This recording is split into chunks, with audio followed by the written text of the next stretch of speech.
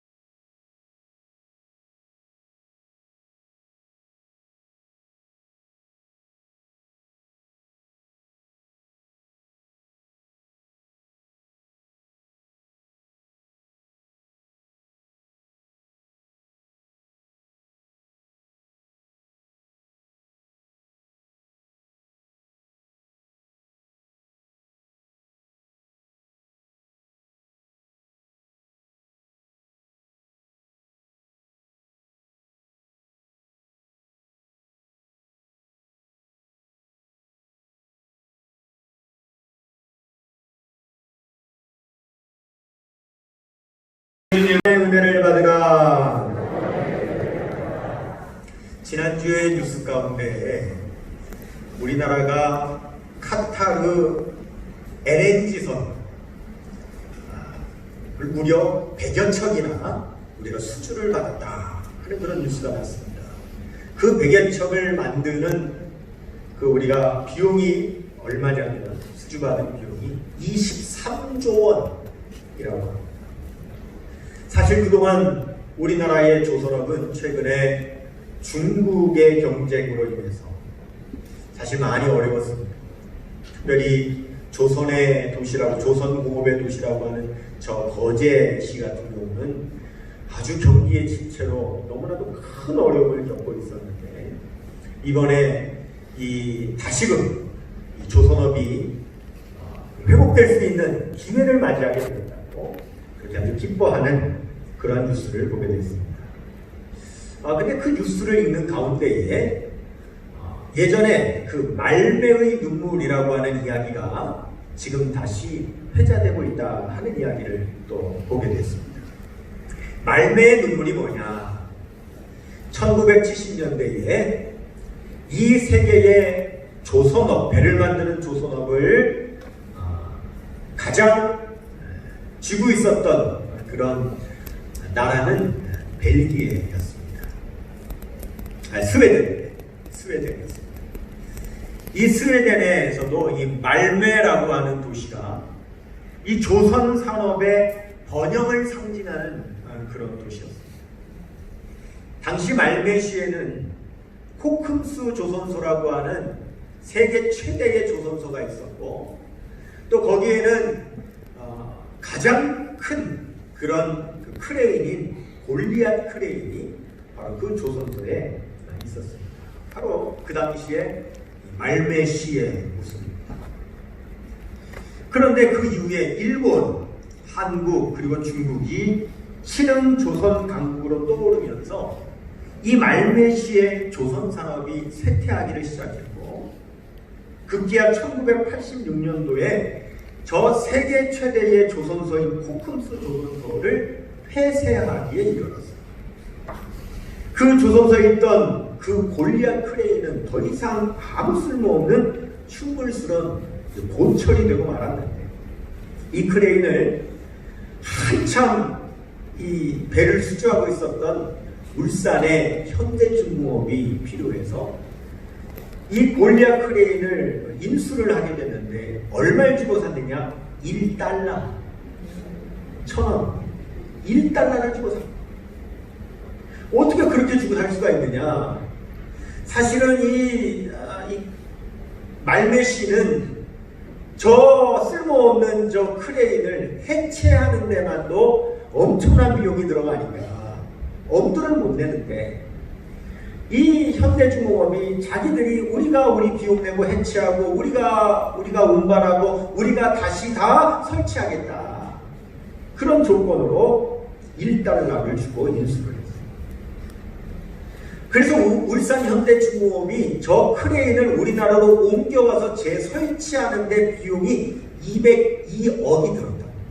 옮겨 설치하는.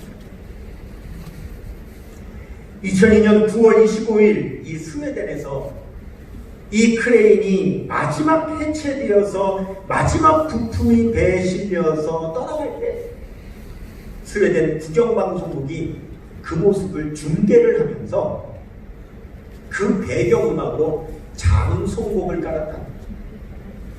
우리나라의 조선산업은 이제 망했다. 이제 사망했다. 그래서 그 배가 떠나가는 모습을 보면서 그 자리에 있던 사람들이, 그리고 국민들이 펑펑 눈물을 흘려서 그 눈물을 말매의 눈물이다, 그렇게 부르게 됐죠. 그런데 세월이 지난 지금 다시 이 말매의 눈물이 다시 회자되고 있어요. 왜냐하면 놀랍게도 이 말매시가 조선업을 폐쇄한 이후 지금 가보니 완전히 새로운 도시로 탈바꿈되어 있더라고요.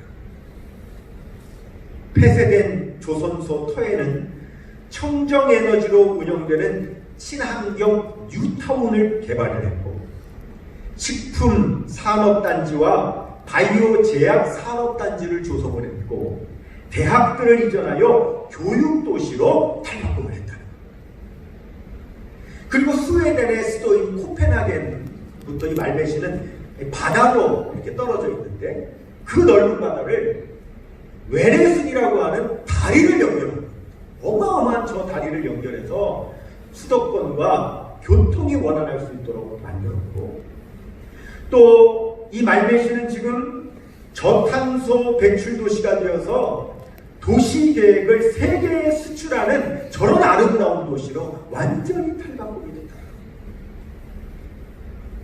처음 말매의 눈물 하면 망한 조선업의 절망의 상징이었는데, 그런데 그때 흘린 그 눈물을 헛된 눈물이 되지 않도록 그들이 이를 악물고 그들이 그 눈물을 딛고 다시 일어나서 이 시대에는 말매의 눈물하면 재기의 눈물의 상징으로 그렇게 회자됐다라고 하는 거죠.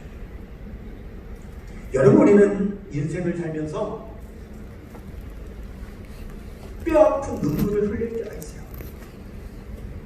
눈물 젖은 빵을 먹을 때가 있어요. 시편 80편 5절 말씀에 주께서 그들에게 눈물의 양식을 먹이시며 많은 눈물을 마시게 하셨나이다. 우리가 인생을 살다가 그럴 때가 있어요. 찬송가 407장에도 보면 뼈 아픈 눈물을 흘릴 때와 쓰라린 마음으로 탄식할 때, 그럴 때가 있어요. 시편 84편 6절 말씀에 보면 눈물의 골짜기를 지나간다 그랬는데, 지금도요 남모르게 눈물의 골짜기를 지나가는 사람들이 있어요. 누구나 인생을 살다 눈물을 흘릴 때가 있어요. 여러분, 눈물 흘리는 것이 잘못인가요?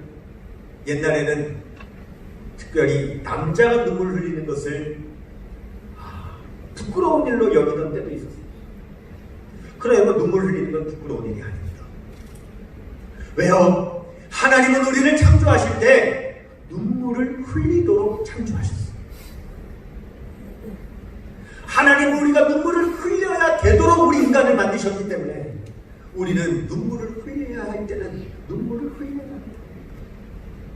한 시인이 말하기를 비는 내린 후 하늘을 맑게 하고 눈물은 흐른 후 영혼을 맑게 한다. 그런 시를 썼어요. 여러분, 만약 우리가 눈물을 흘리지 않는다면 우리는 훨씬 더 강팍해져 있을 겁니다. 우리가 만약에 눈물을 흘리지 않는다면요, 우리의 영혼은 훨씬 더 타락했을 겁니다. 만약 눈물을 흘리지 않는다면 여러분, 우리는 회개하지도 못할 것입니다. 우리는 눈물을 통해서 참신하마 우리의 고통을 흘려보내게 되고, 눈물을 흘린다고 고통의 원인이 사라지는 것은 아니지만 눈물은 우리의 고통이 우리의 마음에 쌓여지지 않도록 계속 흘려보내는 역할을 하는 거예요. 여러분, 우리가 오늘 함께 읽은 이사야 61장 1절에 보면 이런 사람들이 나옵니다. 마음 가난한 자,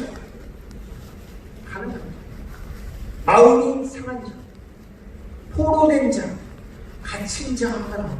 한번 따라 읽겠습니다. 가난한 자, 마음이 상한 자, 포로된 자, 갇힌 자. 이런 사람을 2절에서는 함께 어떤 사람이라고 표현하고 있냐면 모든 슬픈 자라고 표현합니다. 여러분, 이 사람들의 공통된 특징이 있는데 다 눈물 흘리는 사람들이에요. 누구나 울며 살고 싶어하는 사람 없습니다. 누구나 웃으며 살고 싶어합니다. 그렇지만 전도서 3장 4절에 보면 웃을 때가 있고 울 때가 있습니다. 때에 따라 우리는 울 때가 있습니다. 결국 문제는 뭐냐? 우는 것이 문제가 아닙니다. 우리는 울 수밖에 없도록 창조되었고 우리는 울어야 합니다. 울어야 할 수밖에 없는 때도 있습니다. 문제는 뭐냐면 우는 것이 문제가 아니라 우리의 그 눈물이 나중에 어떤 눈물로 기억될 것이냐라고 하는 것이 문제입니다. 말매의 눈물처럼 처음에는 절망의 눈물이었지만 결국 마지막에는 일어선 재기의 눈물이 된 것처럼 우리가 흘리는 눈물이 여러분 헛된 눈물이 되지 않아야 될 줄로 믿습니다.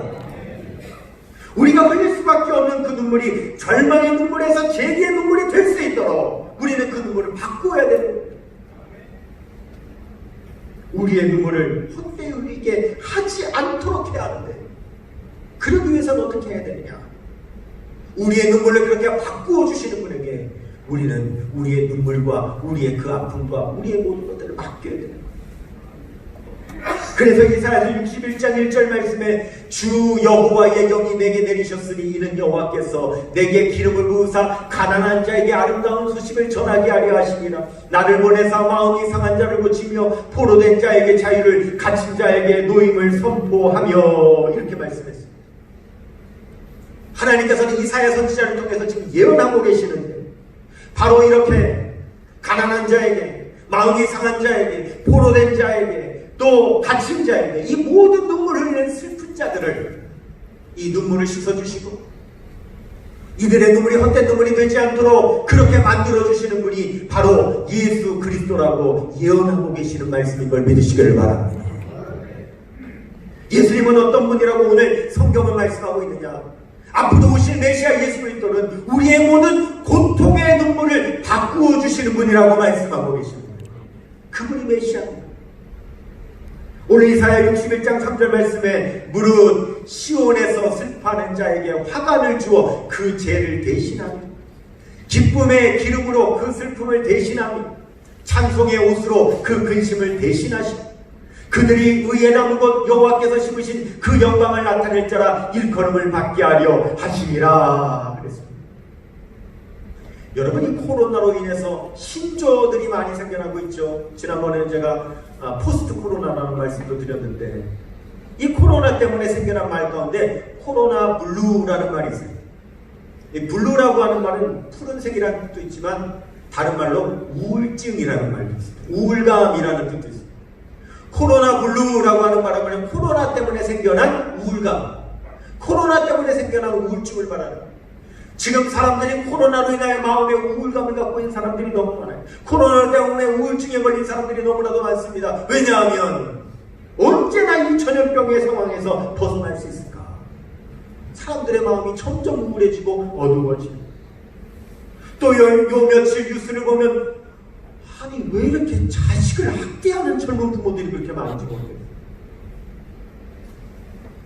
아니 어떻게 그럴 수가 있어요? 아니 왜 매일 요즘 그렇게 자식을 학대했다는 그런 부모들이 매일 나타나는지 이게 아멘 할 일은 아니죠.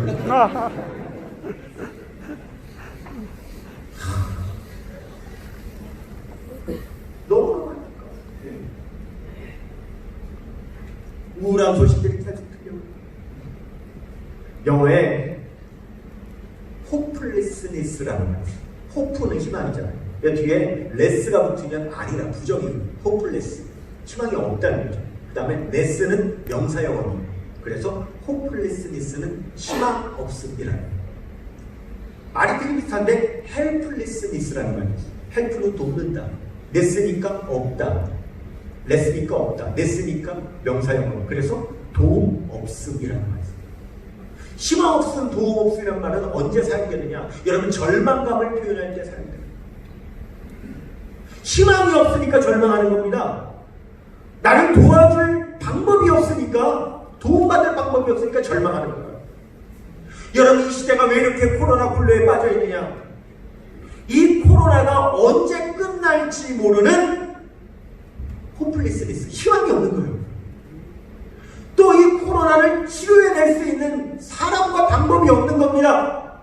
헬플리스니스, 도움이 없는 거예요. 그래서 사람들이 절망하는 겁니다. 우리가 이것을 지금 피할 수 있는 유일한 방법은 뭡니까?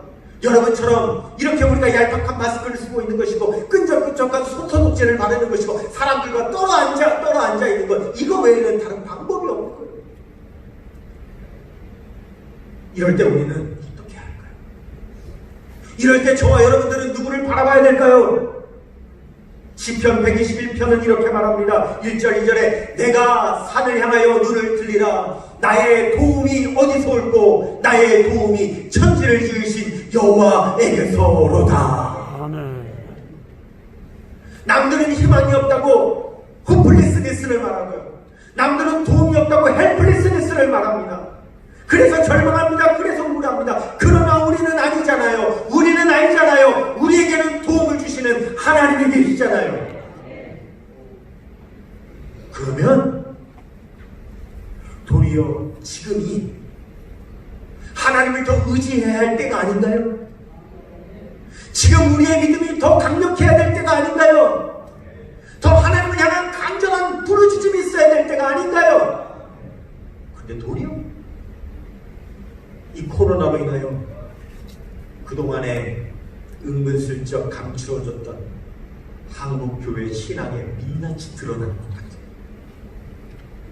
이거 좀 어렵다고, 이거 좀 불편하다고 부르짖지도 않고 매달리지도 않고 하나님의 십자가 의지하지도 않고 더 기도하지도 않고 예배드리지도 않고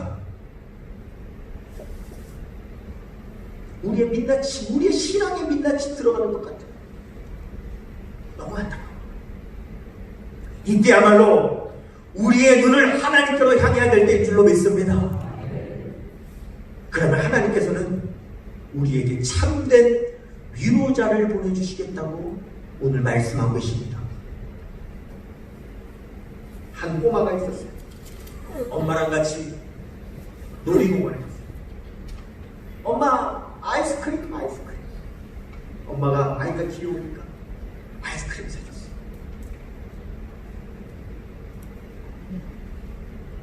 아이스크림 딱 주고. 그런데 여러분 아이가요 부주의하잖아요.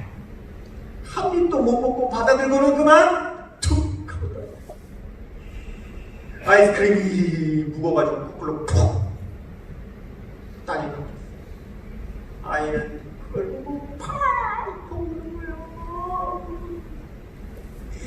엄마가 올 때 한 입도 안 먹고 아이스크림을 부주야에게 떨어뜨린 거를 봐도 속상하고 또 우는 걸 보니까 속상하고 놀이동산에서 사람들 많은 데서 사람들이 쳐다보는 것도 창피하고 그래가지고 뚜껑쳐 그만 뭐 아이스크림 떨어진 거 가지고 그렇게 하면 뚜껑쳐 그런다고 애가 그쳐요? 아니요, 더 우는 거요. 아이가 계속 그쳐, 또 그쳐. 그때 옆을 지나가던 한 할머니가 그 아이에게 아이스크림 하나를 사줍니다. 아이 엄마가 아유 아니에요, 괜찮아요 하고 손살에 치면서 말리는 그때에 할머니가 그 애기 엄마한테 이렇게 말해요. 애기 엄마, 엄마야. 얼마든지 아이스크림 다시 살 수 있는 돈이 있으니까 그깟 것 갖고 안 울지. 그런데 아이는 엄마가 다시 사주지 않는 이상은 아이는 자기 힘으로 아이스크림을 사 먹을 수 있는 능력이 없으니까 아이는 그거 잃어버리고 펑펑 우는 거라고. 아이가 울지 않게 하려면 얼른 다시 아이스크림 손에 쥐어줘야 되는 거예요. 그리고 아이의 머리를 한번 쓰다듬고 그 할머니는 자리를 떠났어요. 아이는 울음을 그쳤고 아이 엄마는 민망함과 고마운 마음이 교차하는 마음으로 아이를 안고 갔어요. 여러분, 가난한 자가 눈물을 흘려요. 여러분, 가난한 사람이 흘리는 그 눈물을 어떻게 하면 그치게 할 수 있을까요? 가난한 자가 흘리는 눈물은 어떻게 하면 여러분 그치게 될 수 있을까요? 그 울음은 어떻게 하면 그치게 될 수 있을까요? 여러분, 부요하게 되면 눈물은 그치는 겁니다. 아멘입니다. 맞아요. 여러분, 마음이 상한 자가 흘리는 눈물은 어떻게 하면 그치게 됩니까? 치유받으면 그치게 되는 줄 믿습니다. 포로된 자는 어떻게 하면 눈물을 그칩니까? 자유롭게 되면 눈물을 그치는 겁니다. 갇힌 자는 어떻게 하면 눈물을 그칠 수 있습니까? 노인받으면 그칠 수 있는 겁니다. 여러분, 이것이 진정한 위로라고 말씀합니다. 이사야서 61장 2절에 여호와의 은혜의 해와 우리 하나님의 보복의 날을 선포하며 모든 슬픈 자를 위로하네. 하나님께서 우리에게 진정한 위로자를 보내주시겠다. 여러분, 이사야서는요 위로의 말씀이라고 불린 거예요. 이사야서는 위로의 말씀이 굉장히 많이 나와요. 근데 이 위로는 우리가 단편적으로 알아서는 안 돼요. 이 위로를 제대로 알아야 돼요. 하나님께서는 사람들 이 눈물, 이 가난하고 이 마음 상하고 또 이 포로되고 이 갇힌 이 모든 슬픈 사람들을 위로하기 위해서 먼저 하나님의 종들에게 위로의 사명을 주셨어요. 위로할. 이사야 40장 1절에서 2절 말씀에 보면 너희는 너희의 하나님이 이르시되 너희는 위로하라. 내 백성을 위로하라. 너희는 예루살렘의 마음에 닿도록 말하며 그것에게 외치라. 그렇게 말씀하십니다. 이 위로의 사명을 많은 주의종들이 받았는데 그 중에 누가 받았느냐? 이사야도 받았어요. 그래서 이 이사야가 그 사명을 감당하고 싶어서 하나님 앞에 뭐라고 기도했냐면 이사야 50장 4절에 보니까 주 여호와께서 학자들의 혀를 내게 주사 나로 곤고한 자를 말로 어떻게 도와줄 줄을 알게 하시고 아침마다 깨우치시되 나의 귀를 깨우치사 학자들같이 알아듣게 하시도다. 이렇게 기도를 했어요. 그런데 이사야가 이 사명을 받고 위로의 사역을 하는데 막상 위로를 해보니까 백성들이 위로를 못 받아요.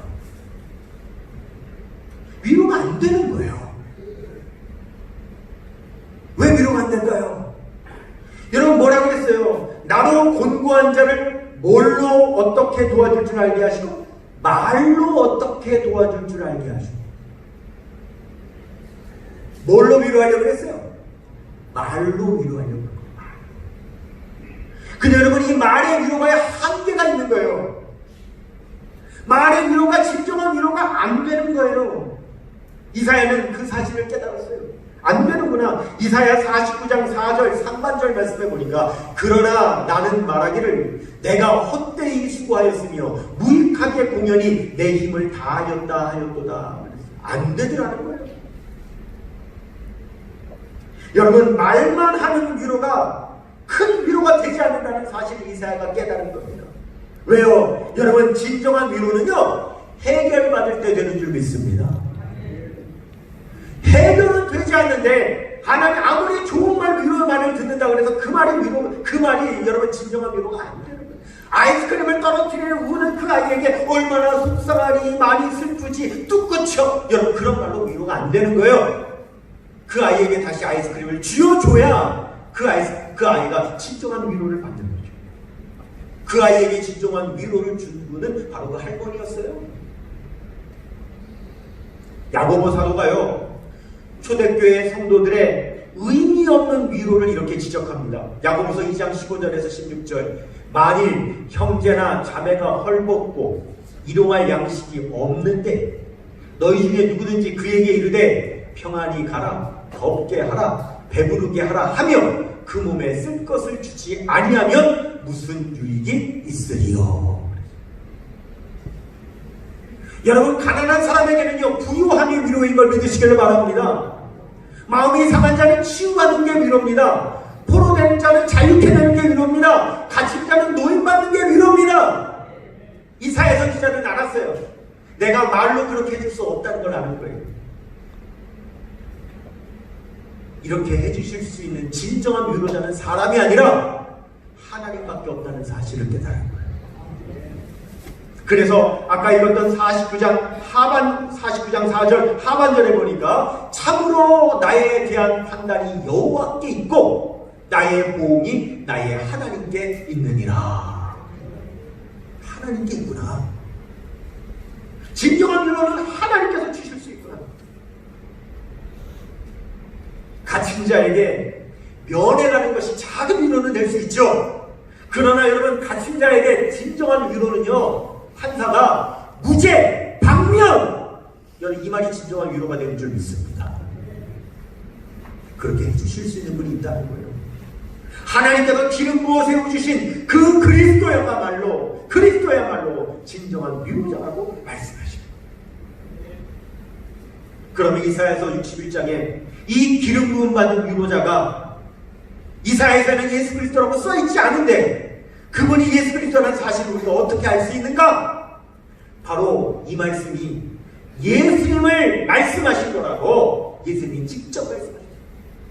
누가복음 4장 16절에서 21절 예수께서 그 자라나신 곳 나사렛에 이르사 안식일에 늘 하시던 대로 회당에 들어가사 성경을 읽으려고 서심해 선지자 이사야의 글을 드리거늘 책을 펴서 이렇게 기록된 데를 찾으시고 주의 성령이 내게 임하셨으니 이는 가난한 자에게 복음을 전하게 하시려고 내게 기름을 부으시고 나를 보내사 포로된 자에게 자유를 눈먼 자에게 다시 보게 함을 전파하며 눌린 자에게 자유롭게 하시고 주의 은혜를 전파하게 하려 하심이라 하였더라. 책을 덮어 그 맡은 자에게 주시고 앉으시니 회당에 있는 자들이 다 주목하여 보더라. 이에 예수께서 그들에게 말씀하시되 이 글이 오늘 너희 귀에 응하였느니라 하시니. 이 이사야의 이 진정한 위로자가 이제 예수님께서 오심으로 이루어졌다는 겁니다.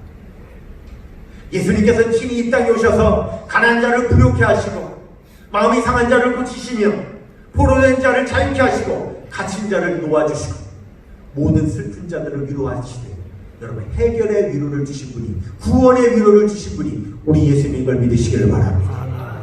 그분은 지금도 살아 역사하시죠. 오늘도 해결되지 못하는 우리의 삶의 문제를 해결하시고 우리에게 친히 위로해 주시는 진정한 위로자 우리 주님이신 줄 믿습니다. 그러면 우리 예수님께서는 우리에게 어떻게 위로를 해주십니까? 우리 예수님의 위로는요 대신하시는 위로입니다. 한번 따라하겠습니다. 대신하시는 위로. 대신하시는 위로.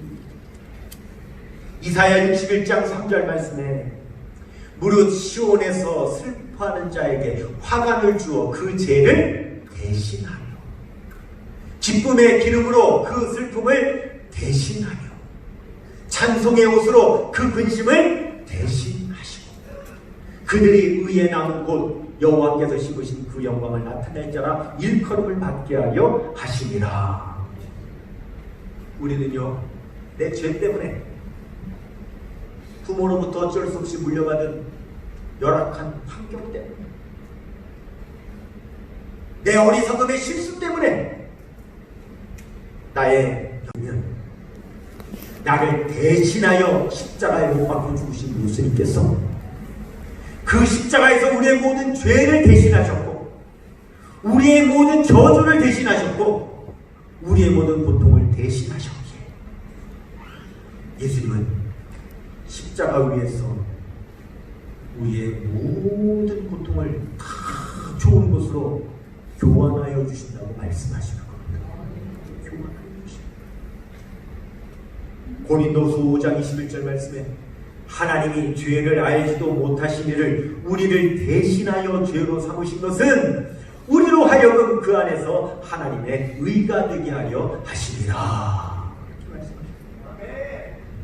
앞서 말씀드린 찬송가 407장 3절 뼈 아픈 눈물을 흘릴 때와 아픈 눈물을 흘릴 때와 쓰라린 마음으로 탄식할 때 주께서 그때도 같이 하사 언제나 나를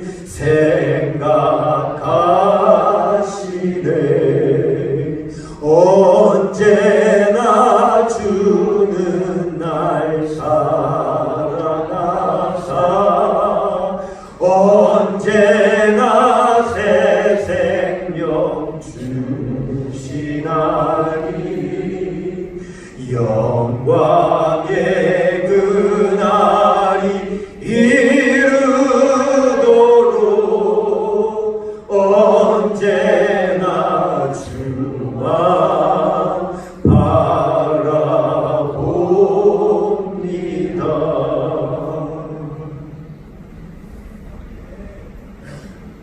제가 1993년 27년 전에 서울에서 전도사를 했는데 그때 그 교회에 사찰 집사님이 있었어요. 교회 관리하는 집사님을 예전에 사찰 집사님이라고 불렀죠. 이 사찰 집사님이 얼굴이 새까만 분이, 이분이 얼굴이 타서 이렇게 뭐 새까만 게 아니고 이렇게 구릿빛으로 탄 얼굴이 아니라 이렇게 병들어서 왜 새까만 얼굴 있잖아요. 잿빛같이 얼굴이 새까매요.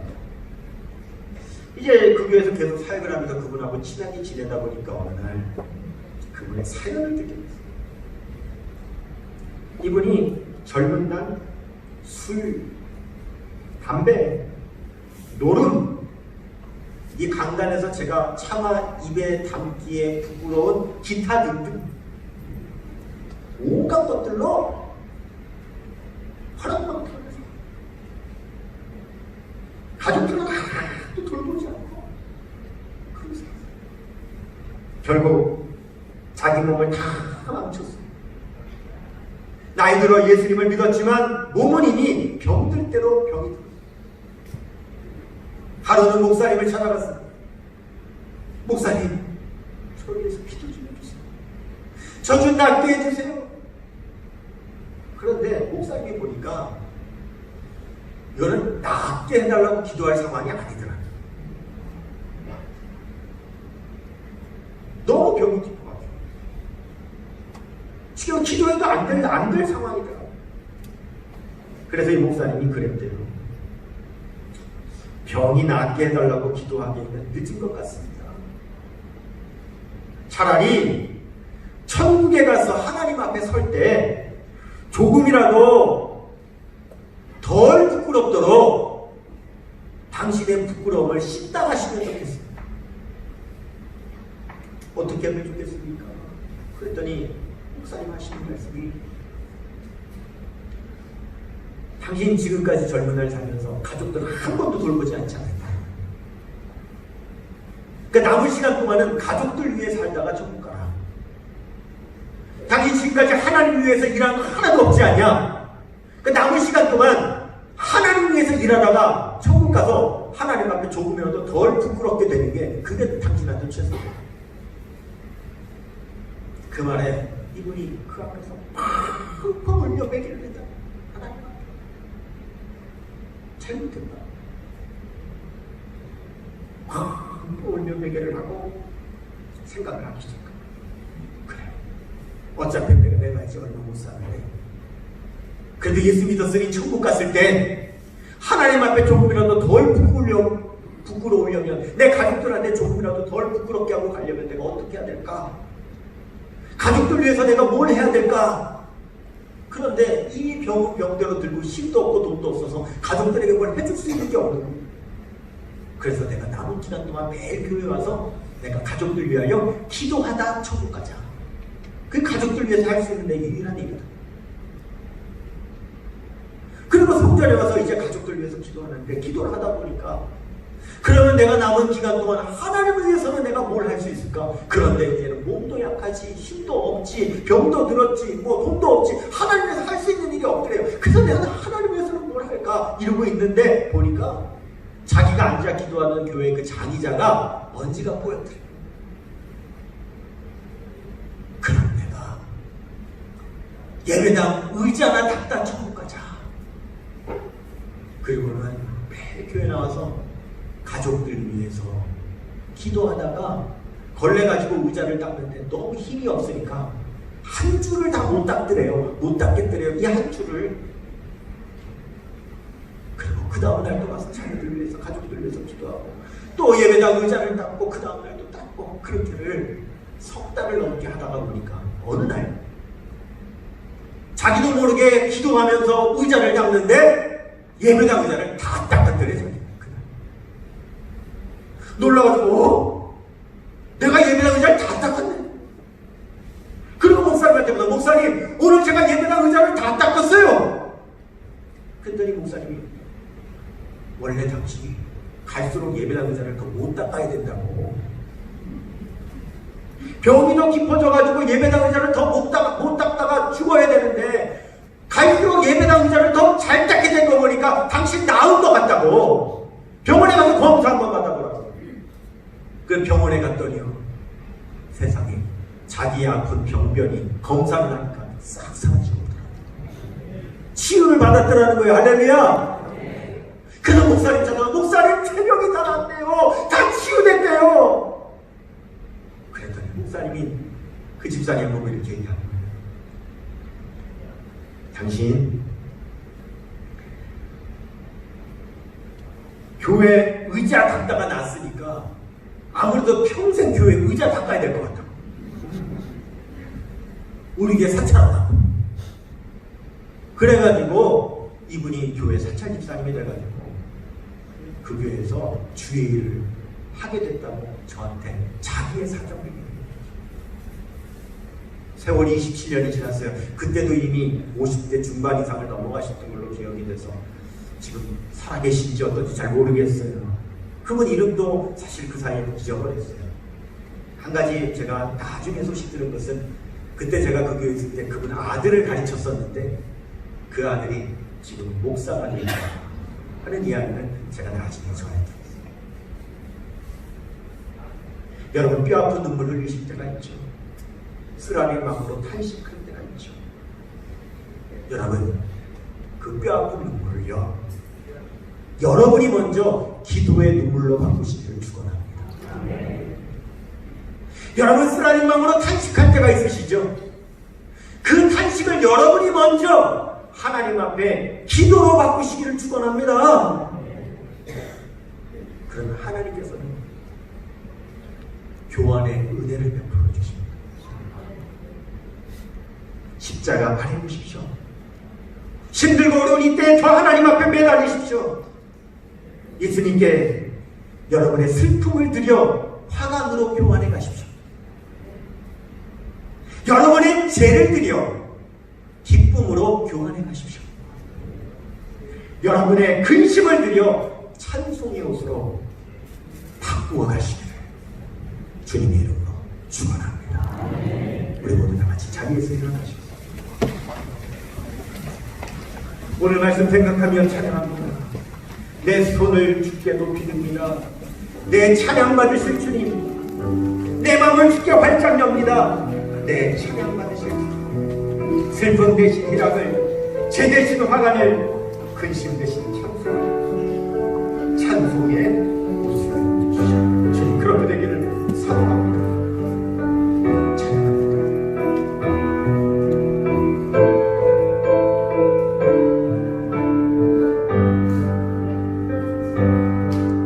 내 손을 주께 높이 듭니다.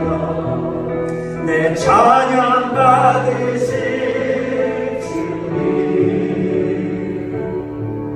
내 마음을 주께 활짝 엽니다. 내 찬양 받으실 주님, 슬픔 대신 희락을, 죄 대신 화관을, 근심 대신 찬송을, 찬송의 옷을 주셔. 다시 한번 내 손을 주께 높이 듭니다. 우리 다같이 내 손을 주께 높이 듭니다. 내 찬양 받으실 주님, 내 마음을 주께 활짝 엽니다. 내 찬양 받으실 주님, 슬픔 대신 희락을, 죄 대신 화관을, 근심 대신 찬송을, 찬송의 옷을 주셨네. 이 시간에 우리 같이 기도하실 때에 여러분의 마음 가운데 아직도 해결되지 못한 뼈아픈 눈물을 흘리고 쓰라린 마음으로 탄식하는 일이 있다면 주님 앞에 내어 맡겨 교환의 은혜를 받기를 원합니다. 하는 분은 가슴에 손을 얹으십시오. 육신의 질병과 아픔이 있어 주님 치유하여 주시고 건강으로 교환하여 주시기를 원합니다. 그리하여 하나님 영광 위에 살게 하여 주세요. 주님 위에 일하게 하여 주세요. 소원하는 분 있다면 앞으로 위에 손을 주십시오. 이 시간에 기도할 때 우리 십자가 밑에 나와 우리의 모든 죄짐 풀어놓고 오직 하나님 교환의 은혜를 받기를 원합니다 하는 마음으로 간절히 주여 한번 부르고 기도합니다. 주여 할렐루야. 아버지 하나님이여 이 시간에 기도합니다. 아버지 하나님이여 소원 있어 가슴에 손을 얹었습니다. 아픈 부위가 있어 아픈 부위에 손을 얹었습니다. 아버지 하나님이여 교환의 은혜를 사모합니다. 하나님 십자가 밑에 나와 참된 기도자가 되신 우리 예수님으로부터 아버지 하나님이여 해결의 은혜를 받기를 원합니다. 아버지 하나님이여 교환의 은혜를 받기를 원합니다. 아버지 하나님이여 치유하여 주옵소서. 아버지 하나님이여 가난한 자에게 부유함을, 아버지 마음 상한 자를 주시고 포로된 자를 자유케 하시고 갇힌 자에게 누림을 주시며 모든 슬픈 자를 위로하여 주시니 아버지 하나님이여 주님으로 위로하여 주셔서 아버지 하나님이여 슬픔 대신 희락을, 죄 대신 화관을, 근심 대신 찬송의 영으로 아버지 하나님이여 교환하여 주옵소서. 교환하여 주옵소서. 아버지 하나님이여 이 시간에 교환의 은혜를 받기를 원합니다. 오 할렐루야. 아버지 하나님이여 역사하여 주옵소서. 오 아버지 하나님이여 참으로 우리에게 교환의 은혜를 허락하여 주시옵소서. 주님 역사하여 주시옵소서. 하나님, 이 시간 뼈아픈 눈물을 흘리고 쓰라린 마음으로 탄식할 수밖에 없고 우리의 날 간신령을 그대로 가지고 나왔기에 그 가슴에 손을 얹고 기도합니다. 우리에게 회개의 눈물을 회복시켜 주옵소서. 우리에게 하나님 사랑의 눈물도 회복시켜 주옵소서. 우리에게 간절한 눈물도 회복시켜 주시옵소서. 다만 그 눈물이 헛된 눈물로 끝나지 말게 하여 주시옵시고 하나님 다시 일어나는 재기의 눈물이 되게 하여 주옵소서. 이 시간 가슴에 손을 얹고 기도합니다. 하나님, 주의 백성들을 소원의 함으로 인도하여 주옵소서. 하나님 아버지, 교환의 은혜를 허락하여 주시옵소서. 나사렛 예수 그리스도 우리 주님의 이름으로 명하노니 가슴에 손을 얹고 하나님 앞에 간절히 사모하는 성도들마다 교환의 은혜를 받을지어다. 슬픔 대신 희락을 받을지어다. 죄 대신 화관을 받을지어다. 근심 대신 찬송의 옷을 입을지어다. 나사렛 예수 그리스도 우리 주님의 이름으로 명하노니 아픈 부위에 손을 얹은 성도들마다 모든 약한 것은 강해질지어다. 상한 것은 재생될지어다. 연약한 것은 회복될지어다. 지금 치유되어 하나님 앞에 영광 돌리는 삶이 될지어다.